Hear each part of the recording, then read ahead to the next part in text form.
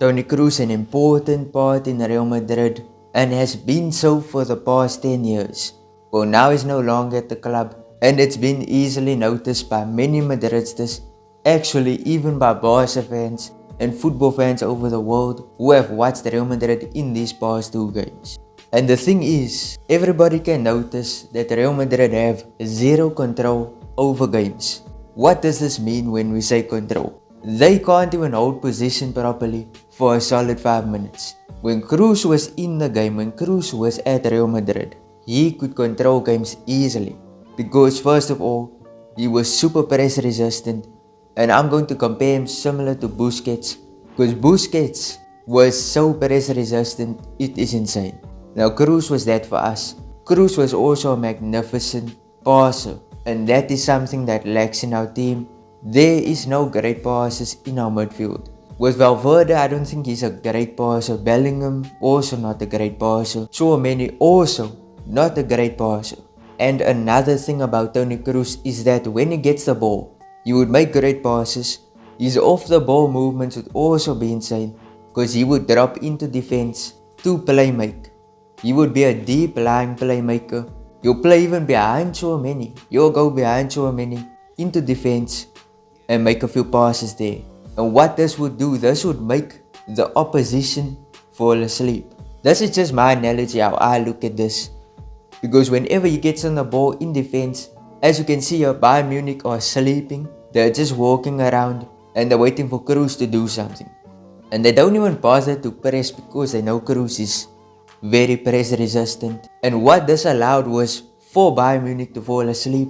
Therefore, Vini Jr. came in clear with a Toni Kroos pass and scored against Bayern Munich. This, I fear, is no longer in Real Madrid. And why do I say this? In the Atalanta game, the player who would do this for us, who was trying to replicate Kroos, but also do it in his own style, was Jude Bellingham. As you can see here, Jude Bellingham running into defense, making a few passes, and as you can see here, passing to Vini, making a beautiful run, which Kroos was not doing that. Kroos does not do runs, and Vini Jr. found Bellingham with a terrific pass. But you see, Bellingham is no Kroos. He's an attack-minded player. He's not a Toni Kroos type of player. We all know this. He plays as a CAM, a cam. With Valverde, he's also not that type of player. Valverde has too much skills, too much pace to even play the Toni Kroos role. Because Toni Kroos, if you did not know, he does not have pace. He does not have too much skill. Kroos is forced to play the way he does. He has to maximize his strengths, and that's what he did. That's why he was the best at what he was good at. He did not have the pace. He didn't focus on too many things. He just focused on playing with the ball. Tchouameni definitely is not that player for us. We've seen this actually in these past 2 games since the season has started. Tchouameni has not been good, in my honest opinion. But you know, players always drop form and then they get back into form. You know how these things go. But Tchouameni definitely is not that player for us. Luka Modric also is not that player. Because we know Luka Modric's style. He's an attacking type of player. He makes some tackles here and there. But he's 39 years of age. Or he's turning 39. He's not that player for us. Doesn't have pace anymore. It's a no-go. It's a no-go, and he's good at what he does, which is making good passes, great crosses, whatever that is. He's great with set pieces, and he does occasionally dribble a lot. So we're scratching off Modric for this. He can't replace Kroos. But one of the biggest, and when I say biggest, people on Twitter/X are just talking about Arda Güler, saying that he should be the Kroos replacement, which it's laughable. Arda Güler is not known for being that type of player. He's never been known for that. Maybe in pre-season he did show a few signs of it, but to me he's an attacking player. He's an attacking player, and I think you're neutralizing him if you want him to play like Kroos. So yes, Arda is not that player to me, at least not yet. Let's just keep him out of the conversation. I think he fulfills Bellingham's role quite well, but fulfilling a Toni Kroos role, let's be serious here, he can't do it.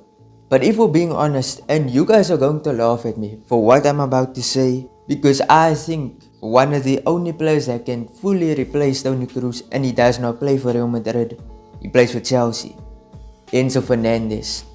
I think Enzo Fernandez does it. But seriously, watching Enzo Fernandez, he reminds me a lot of Toni Kroos. And I know people are gonna disagree with me. Kroos is a dying breed of a footballer. So Enzo would have actually been a great replacement for him. But he's on a multi-year deal with Chelsea, so I don't think he will ever move to Real Madrid. And he would be too expensive. But enough of the fantasy transfers. But in my honest opinion, I think we need to let go of Toni Kroos now. I know there's videos about him, but honestly, the team needs to move forward now. And we can't after every single game just say, oh, Toni Kroos is missing.